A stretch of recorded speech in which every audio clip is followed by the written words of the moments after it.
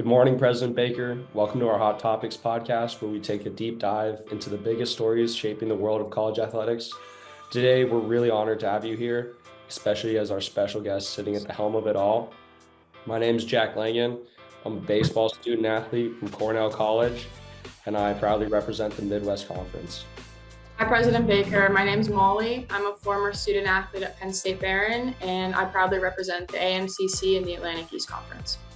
Thank you for coming today. Nope, happy to be with you. We really appreciate it. Just to kick this off, you've been in your role as the NCAA president for a year and a half now. What's been your favorite part of the job? I think the favorite part of my job, not surprisingly, is watching student athletes compete and talking to student athletes and listening to student athletes. I don't know how many championships or how many games I've been to across all three divisions, but I've been to a bunch, and I've had a chance to talk to well over 1,000 young people over that period of time, and I always come away feeling better about our future after I get done talking to you and your peers.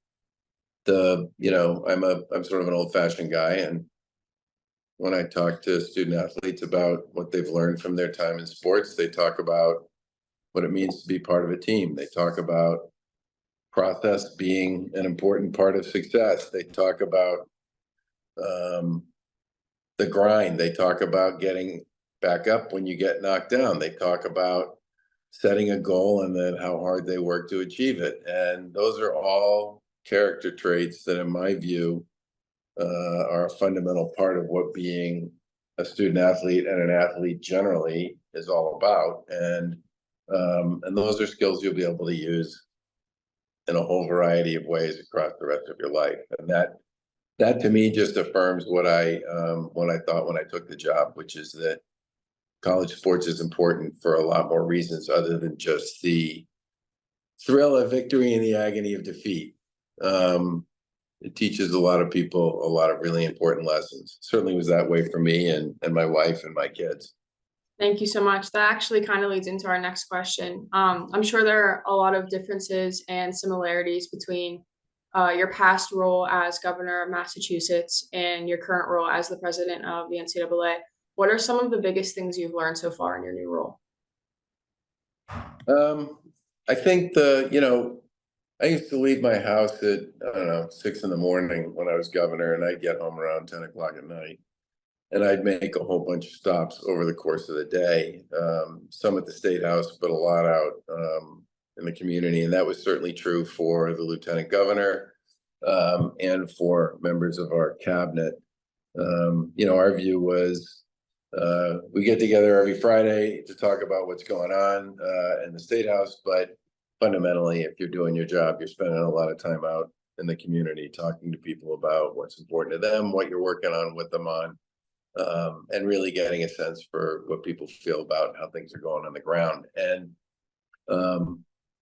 I would, and I would have loved to have been able to do almost the same kind of thing in the NCAA role, except that it's 50 states, it's 1,000 schools, and it's 500,000 student athletes. So the geography makes that kind of complicated. I did manage to meet with every conference after I showed up in March of 23, by the end of fiscal 23, which would have been sort of right around August. And I managed to meet with every conference again in fiscal 24.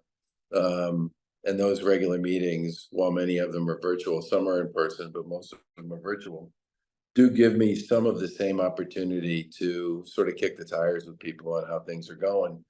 But it's a much bigger and much broader constituency in some respects. And I think for me,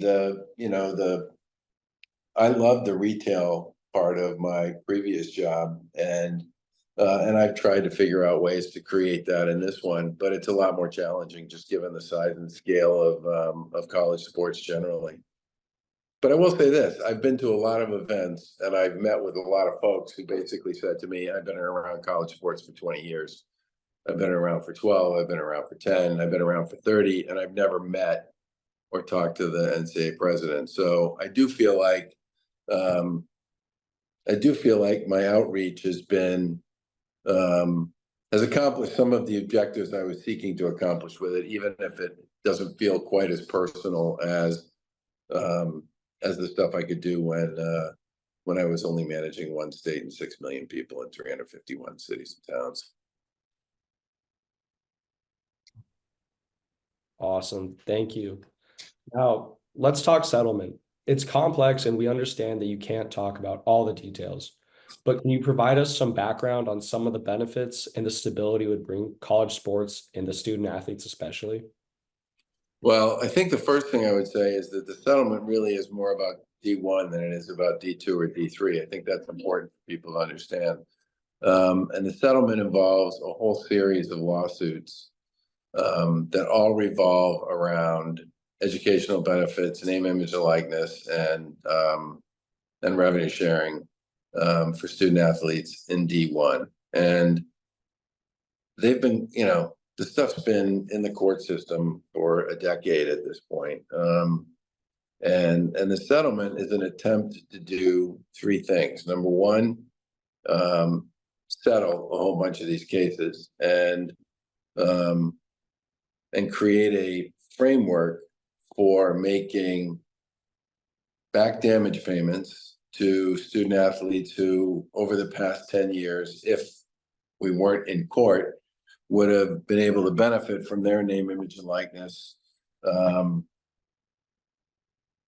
instead are sort of part of what I think of as the group of kids who missed that opportunity because this stuff was all in court. The back damage payments, which have been negotiated with the plaintiffs, represent about $2.8 billion in back damage payments, which will be paid out over 10 years. Second thing it does is it creates a framework around how to think about Alston payments and NIL and scholarships going forward, that I think is a huge win for student athletes in Division I. And at the risk of putting too much detail on the plate here, one of the things it does is it basically says that there won't be any scholarship limits anymore. The maximum number of allowable scholarships will be the same number as the maximum number of allowable players on a roster. So if you have a baseball team that's got 30 members, or a softball team that has 30 members, the maximum number of scholarships that would be allowed would be 30, which I think is a big win. It adds, I think, if it gets implemented, it would add 790 new scholarships in D1, which I think would be great. It also creates what I call institutional name, image, and likeness, which gives schools the ability in D1 to purchase the name, image, and likeness rights from their student athletes, thereby creating what I would describe as a direct connection between the schools and student athletes around sort of roles, responsibilities, contractual commitments, and reciprocal agreements between a student athlete and a school around how that would all work, which is currently missing from the current system, and I think is a problem. And then the final piece is it gives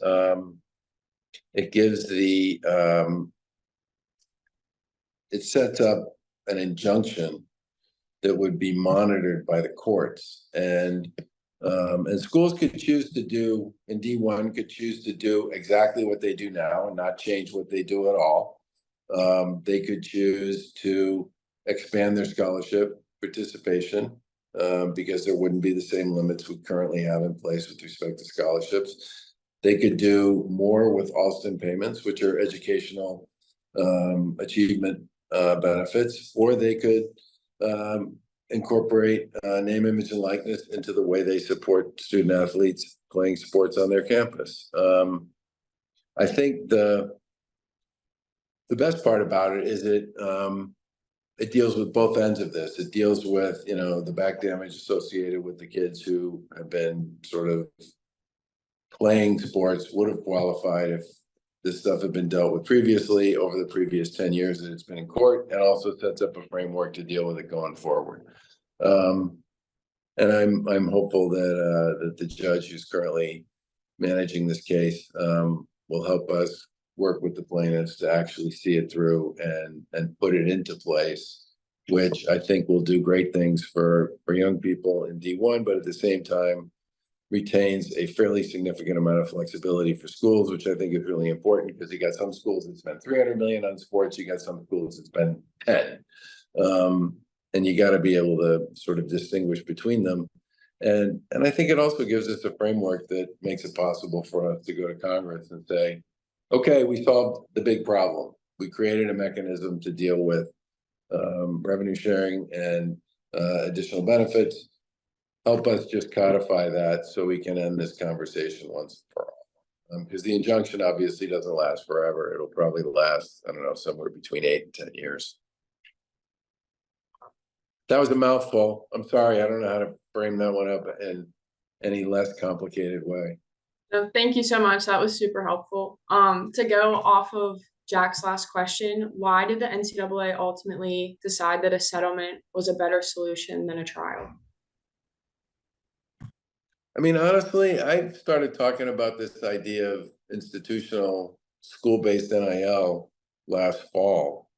And the reason I did it is because I don't think the current system, which is not institutional, you know, the only NIL that currently exists is either stuff that's being done through collectives, which creates an enormous amount of challenges for young people and for schools and for programs, and the more traditional NIL, which is, you know, which is fine, and it's traditional third-party stuff that, you know, Jalen Milroe, I saw in an ad for athletic gear last night. That's the traditional NIL. Caitlin Clark doing Allstate commercials. That's traditional NIL. But then you have this whole collective NIL, which just kind of came out of nowhere, which is sort of loosely affiliated, not really affiliated with the schools. It's aligned is probably a better word with certain schools, and they're out there looking for student athletes, and a lot of the third parties who are working with collectives, based on my experience with the kids that I've talked to, make a lot of false promises and tell kids things that don't turn out to be true. And there are literally thousands of kids who end up in the transfer portal because some third party approached them and said, you know, we think you'd be terrific if you wanted to come study and play at our institution.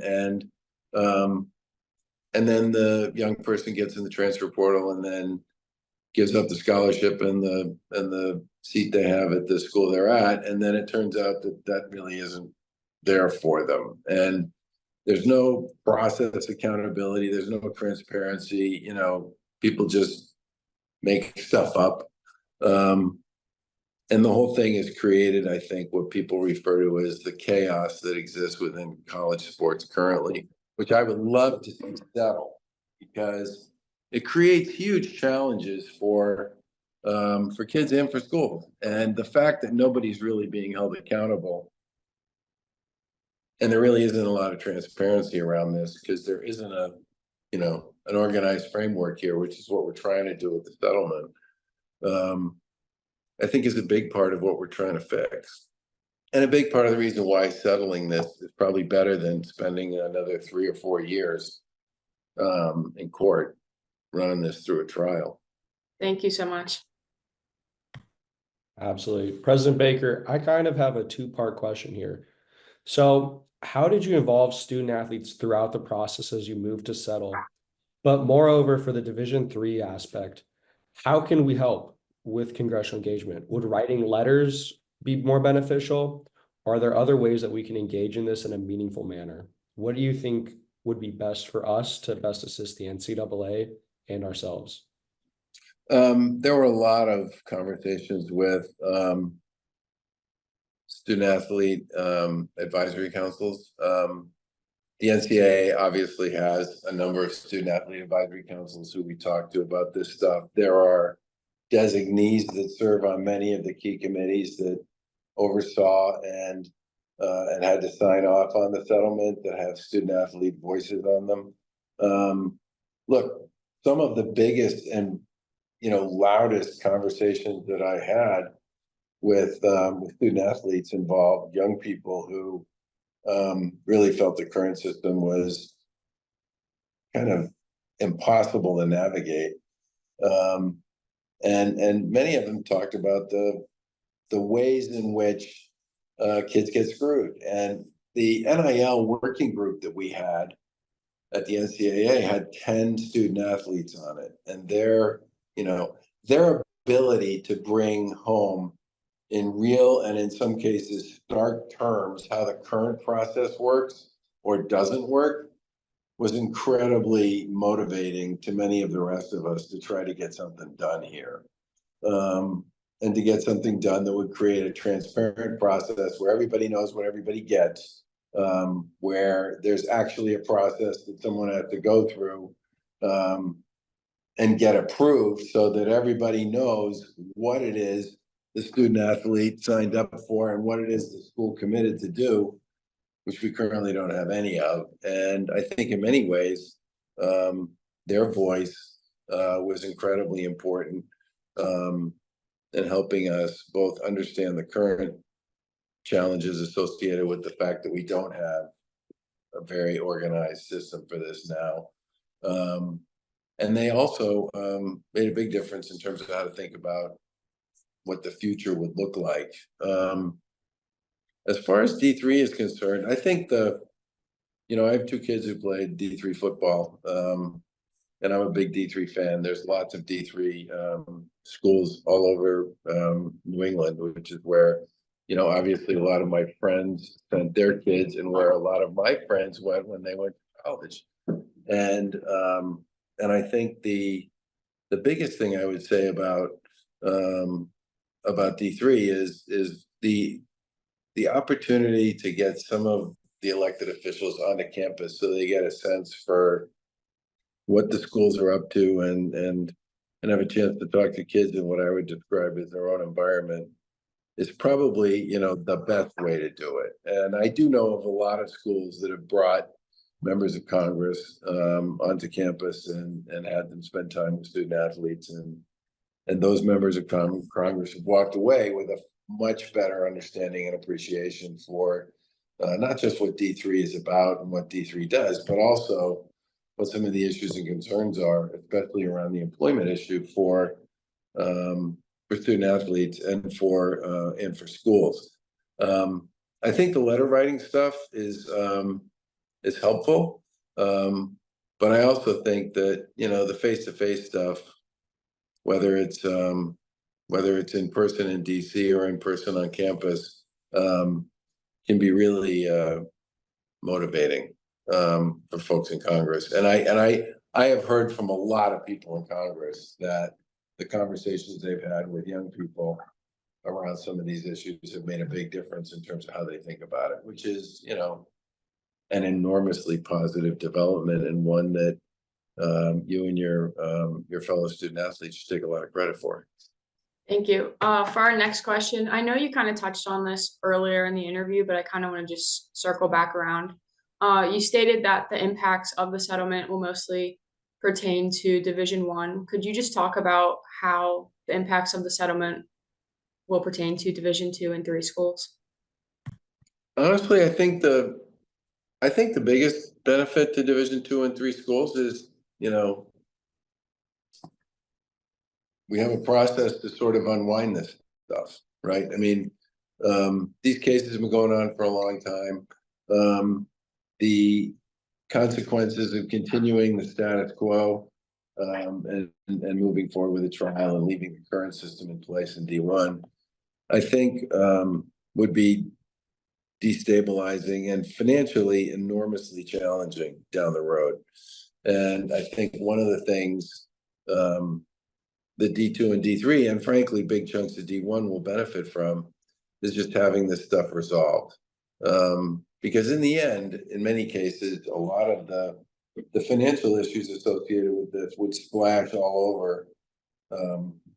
over D1, D2, and D3. It wouldn't just be a D1 issue for a number of reasons. And I think giving the NCAA and the membership and the schools in the membership the ability to just get back to work and have a framework in place so people can have certainty and focus on the things they want to focus on would be really important. The other thing I would say is that I think if there's, and maybe I'm being a little overly optimistic, but I do think if there is a real relationship between the schools and their student athletes around some of these issues, you might see less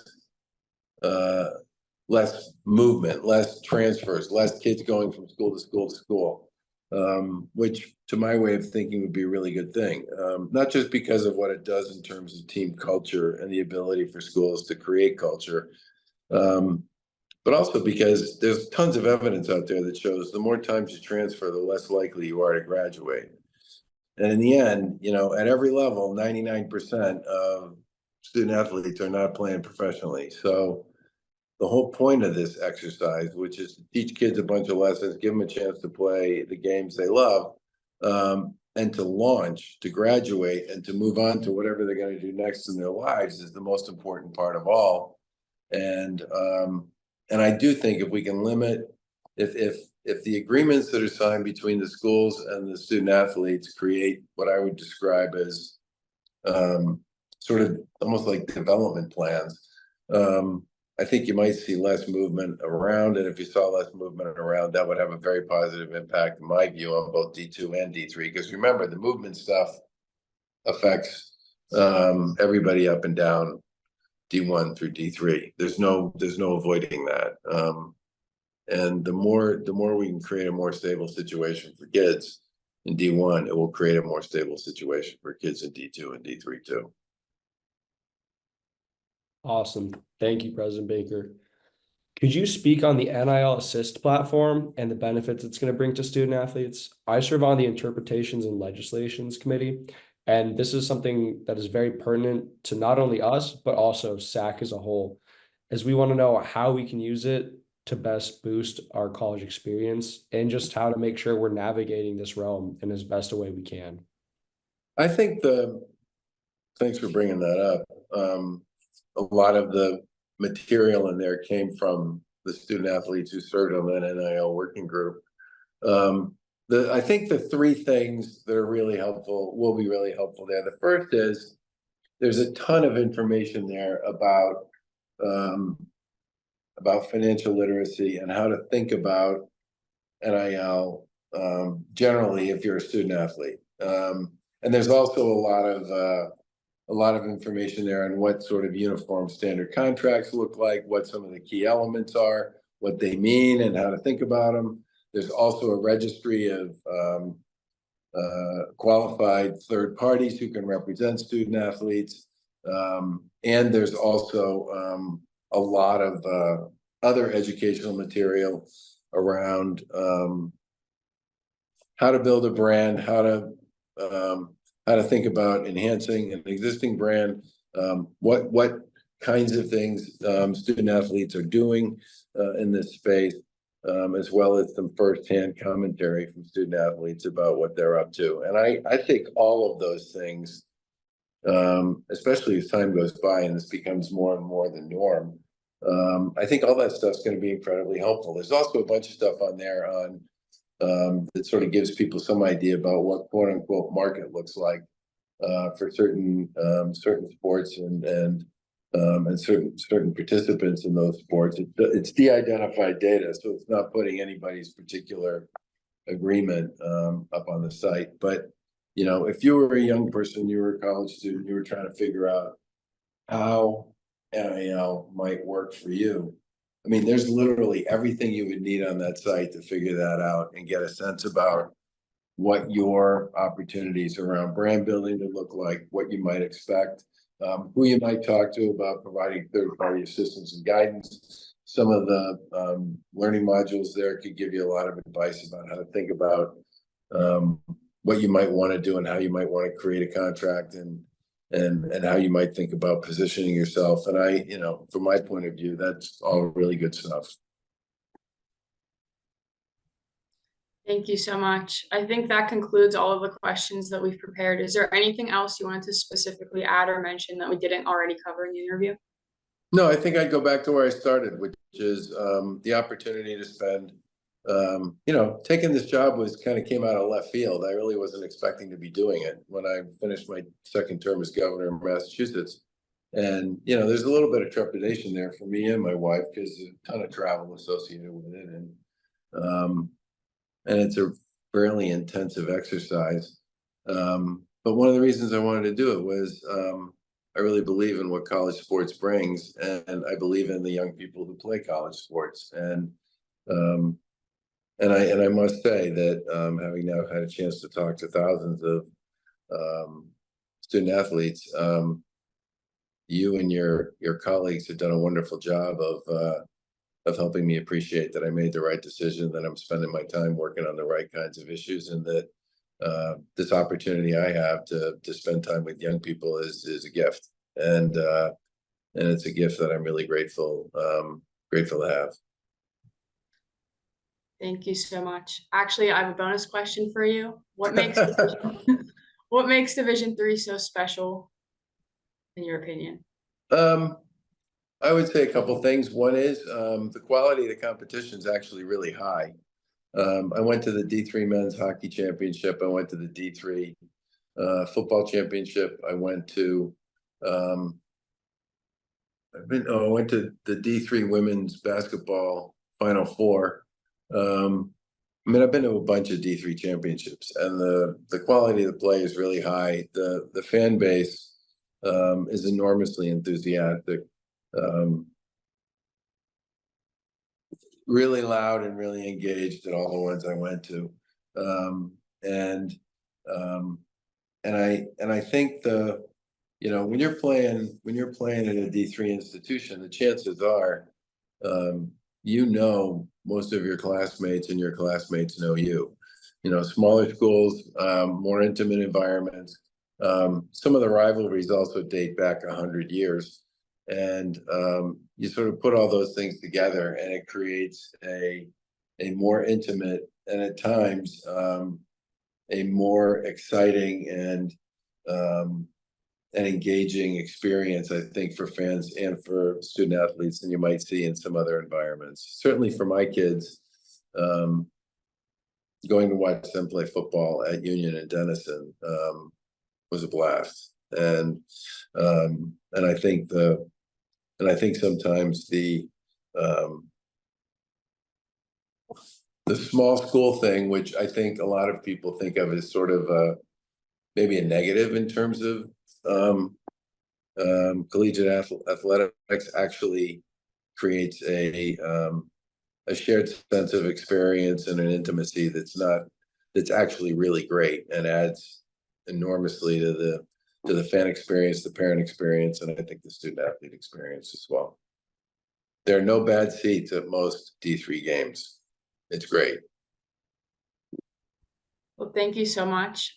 We just wanted to thank you again for coming. We know you're a super busy man, and this is our first episode of the podcast, so it was an honor to have you as our first guest. Nope, happy to do it, and good luck. Thank you. Have a great rest of your week. Really okay, guys. Take care. Rest of the week.